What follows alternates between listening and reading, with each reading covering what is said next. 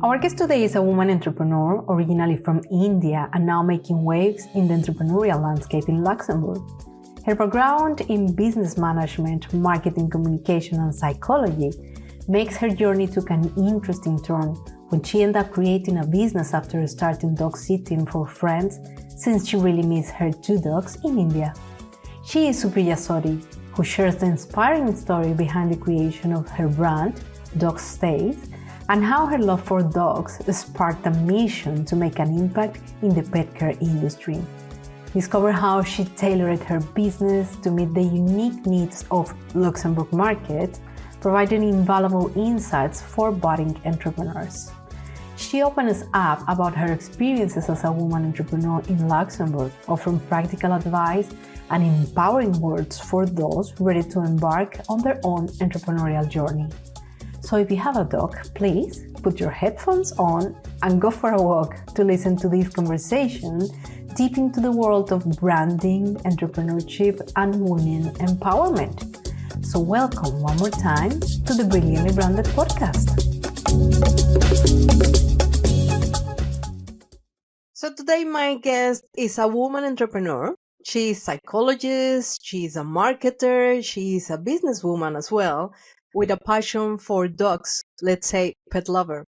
So all those are a very good combination to become a founder of DogStays, her brand.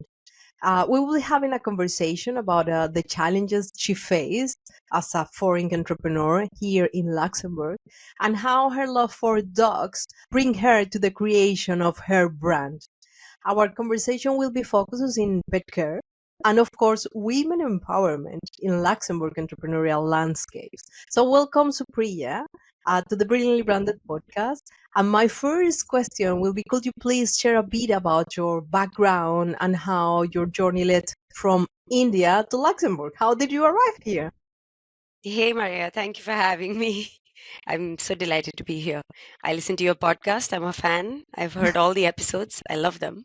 Fantastic. So I'm extra happy to be here. Welcome. Well, to answer your question, well, I've been in Luxembourg now for a long time. It's going to be 8 years at the end of this year. So it's been a long journey. I initially came here, I think like a lot of other people, maybe especially from my country, because I followed my partner here who took up a job. At that time, we weren't married, we were just dating. Then we decided we'll get married and move together because it's more fun exploring a new country together, especially one that's so far away from India. It's been a very exciting journey. We love Luxembourg. Firstly, let me start by saying that we have recently become Luxembourgish citizens, in fact, and we plan to stay. We really, really love the country. We think the people are great. The languages are a bit complicated, as other people will tell you Moyen too. Adi. Moyen, bonjour. They don't have much in common with languages that we speak back home in India. So, yes, that's a bit of a learning curve. But other than that, I think it's a great place to live. And we really love it here. But I essentially moved here with my husband 8 years back. And yeah, that's how my story started in Luxembourg. Wow, it's fantastic. And my question is, did you arrive here alone or did you brought with you a pet? No, we in fact arrived here without my dogs. I have 2 dogs back home in India. So I arrived here pretty heartbroken because I really grew up around dogs. And both the dogs back home are extremely close to my heart. So I like to tell my husband, for the first 4 years of being in Luxembourg, you basically put me through heartbreak because I couldn't get my dogs here. We weren't settled yet. I was so far away from them. So there was actually a lot of drama around that emotionally for me. It took 4 years to settle before we felt that we were ready to get a dog, and then we did get our own dog here in Luxembourg too. But you brought them from India to Luxembourg? Oh, No, we picked him up in Belgium. okay. There's a lady who has her family breeds golden retrievers and has for, I think, 40, 50 years. We really liked some of the dogs we met who were from her family. And we really liked her. So it's a long process through breeders in Europe. It's not a simple process. They're pretty selective who they give their dogs to.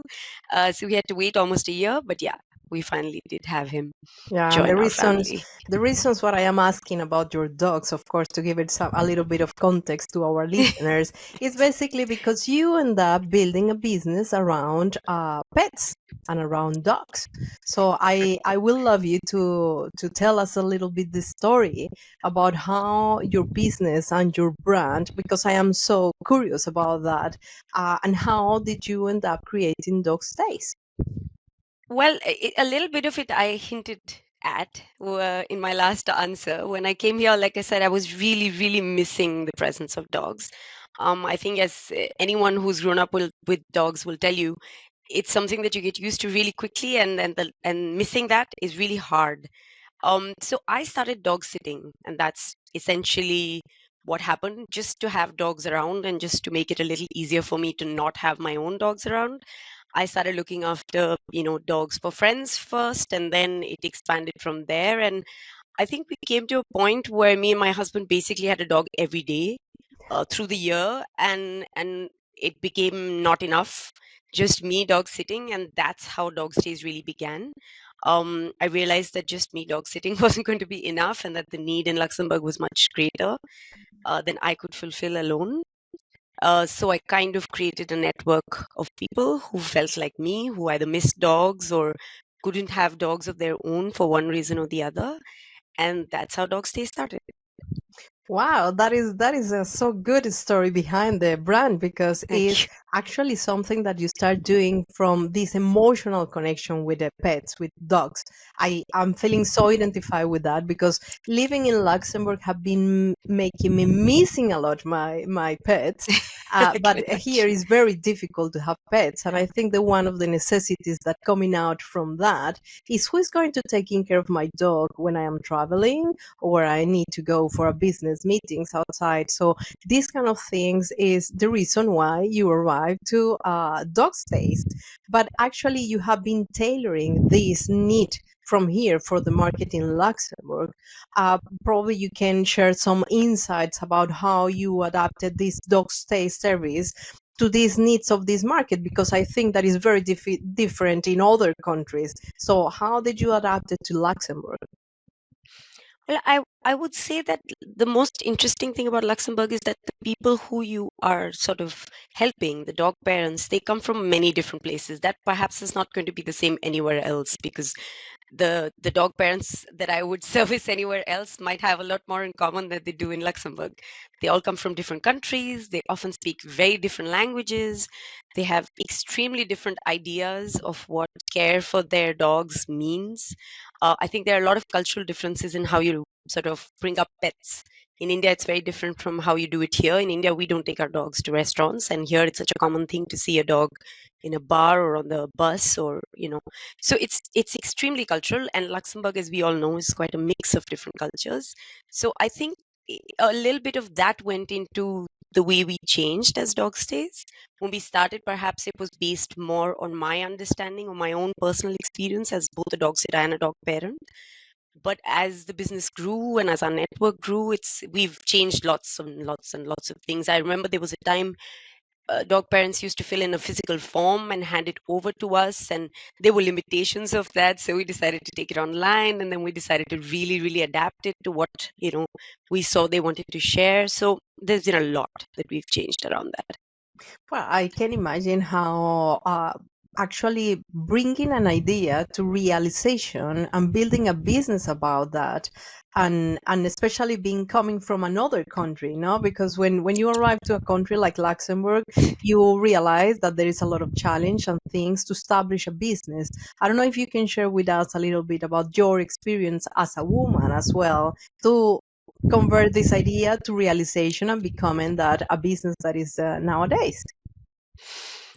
Well, I mean, you're absolutely right. It was quite a process to figure out even how to set up a business. I think setting up a business, even in the country that you come from, can be quite a daunting task if you've never done it before.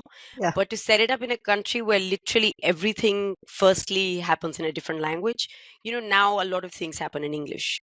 when you talk about setting up Yes. stuff in Luxembourg. I think they've really adapted, really changed, really improved stuff and made it easier for people who are not from Luxembourg to use all the lovely services they have. But when I started DogStays, everything was in French. Firstly, I didn't speak a word of French. And now I speak decent French, I would say. It's still not brilliant.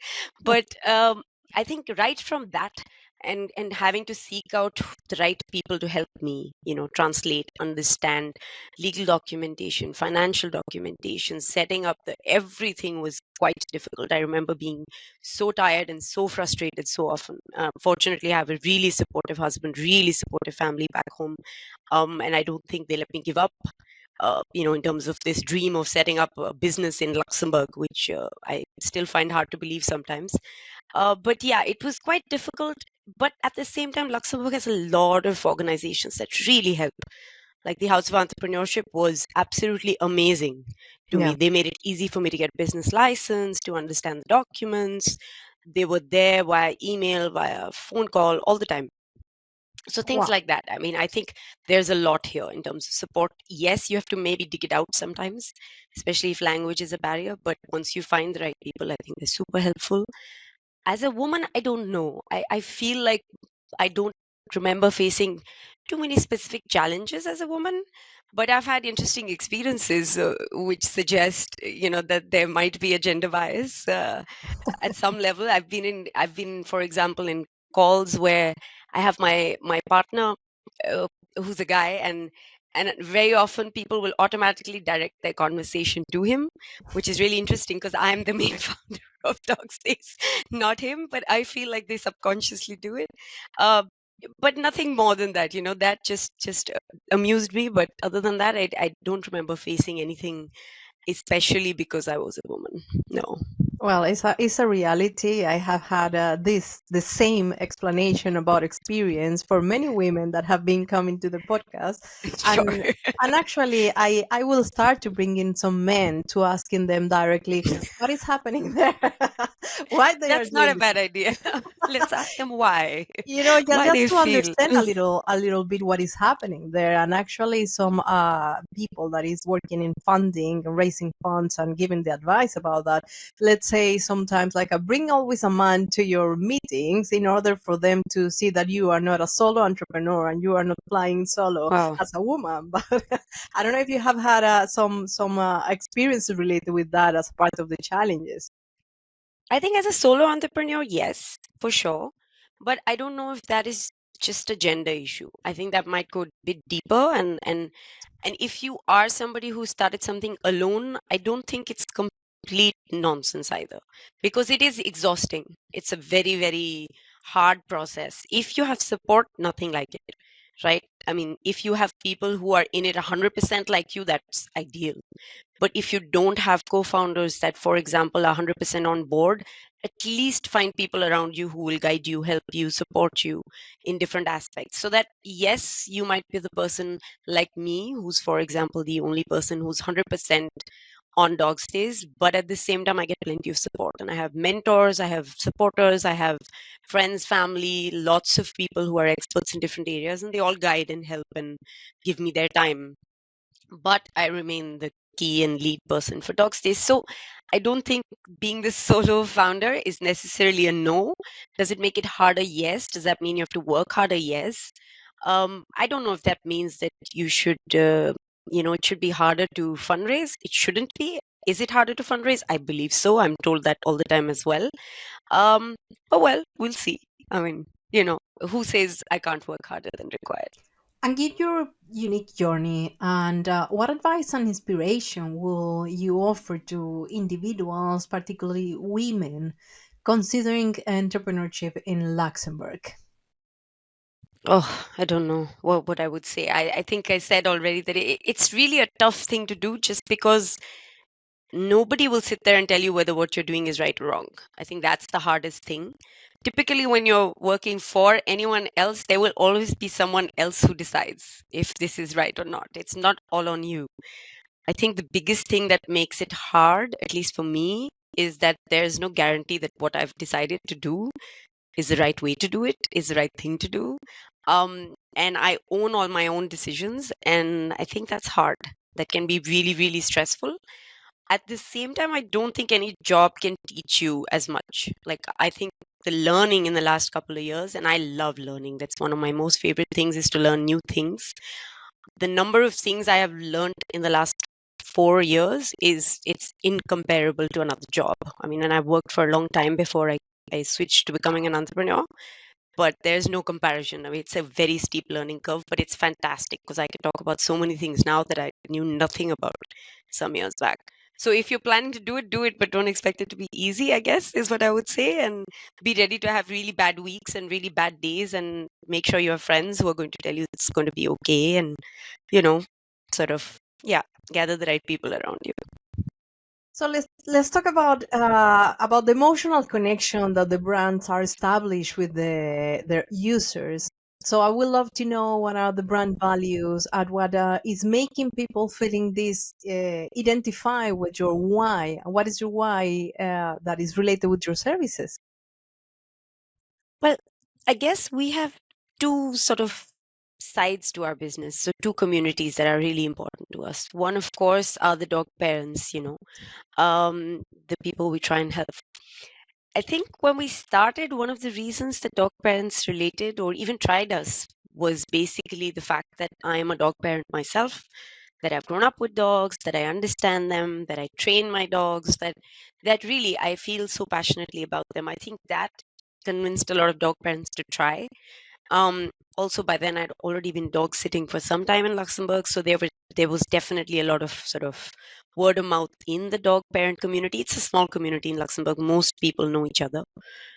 And of course, the other side or the other community that's really important is the dog sitter community that, sort of supports us when we try and help dog parents.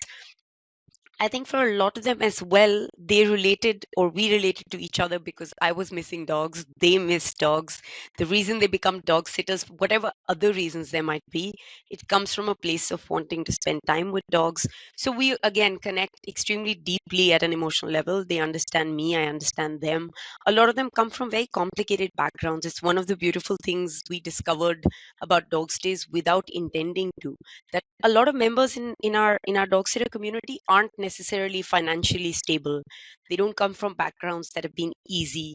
A lot of them couldn't make ends meet when they started dog sitting. I know a few that went on to do really, really cool stuff. Like, I know somebody who bought a house, now has kids, but I know that when she started dog sitting, it was really tough. Life was complicated for her, and I know how much that additional income every month helped. Yeah. So there is a lot of understanding both ways. I think they feel understood.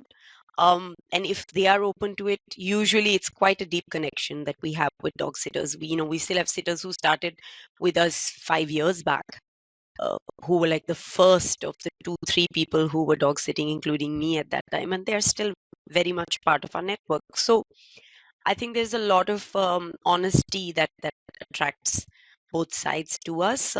Most of the time, we try and be as transparent as possible. It's far less transactional, perhaps, than this industry can be. So things like that. At least that's my feeling. It's a caring mode that you need to have to be part of that community, and how you put it all things together in a platform where the people can go. How that works, the platform like that, how the people can connect there. So it's not a typical platform in that sense. It's not a marketplace. Okay. One of the reasons it's not a marketplace is that I feel that it loses some bit of the value if you go shop for a dog sitter the way you would shop for a bag or a pair of shoes. I personally don't find it appealing as a dog mom. I would much rather I would much rather it be more detailed, it be more nuanced, it be more specific to what my dog needs. And with DogStays, although we started perhaps with a platform or a marketplace in mind, I think pretty early on we changed, or we pivoted away from that model, and that's because I just felt constantly that the dog parents that I interacted with wanted more. There are other marketplaces, in Europe and all over the world, and there are lots of things that are great about them, perhaps. But I also feel that it has no personal touch. It's like a babysitter. I'm not sure that you would want to get on a marketplace and hunt for a babysitter. And I'm not sure why looking for a Agree. dog sitter shouldn't be the same. Like, I don't know too many parents who are my friends who would get on a marketplace to find a babysitter. So why for your dog? It's the same. You This is need a someone who cares. This is a very, very strong philosophy behind your brand, in fact, because finding someone specialized in having that person that will taking care of your pet, because that is true. I mean, pets are not feeling comfortable in all environments, No. and they are not making much with all the people around. So, in which way? I mean, I know that you are a psychologist and have a background in marketing as well, but how do you manage to do that match? To find the right, I don't That's know. part of our secret sauce. If I give Sorry, that away. No, no, no, it's I'm an just joking. impertinent question. It's a very, very valid question. I think the idea is that we make a match based on certain parameters today. And the objective for me and for DogStays would be to constantly keep improving that. Because it's endless how much you can improve it and how much better you can make it. I think the goal remains what I said, which is to make it so that each dog can find the right environment for that particular dog, to not treat all dogs as the same, just like you don't treat children like they're all the same, because dogs are pretty specific about what they need. And I think a lot of times that's ignored just because they are pets, and we have a certain lens we look at them through. So that being the goal, it will keep changing. How we do that match is the point, because we Yeah. want to be that recommendation partner that can get better and better at recommending something for your dog, because we know you better and better, and we know your dog better and better, and that's the idea. Wow, this is a very unique journey, Supriya, and I really think that this is a business making around taking care of others. So have a lot of value behind that. You end up building that a business just to fit in this necessity that the market are screaming to have. It's a pain that you are solving. So, and I say that because I have been many times, of course, not here in Luxembourg because I haven't had the opportunity to have my pets here. But when I was You should leaving, dog I was, sit, Maria. yeah, maybe, yeah, it's a very good You're idea. my Yeah, next. why no? I will do that for sure. But actually, to do that and to have the opportunity to do that, where the people can find you and find the website or how that works. So you just go to DogStays.lu, really. And we have two halves depending on what you're there for. And we do have people who are both.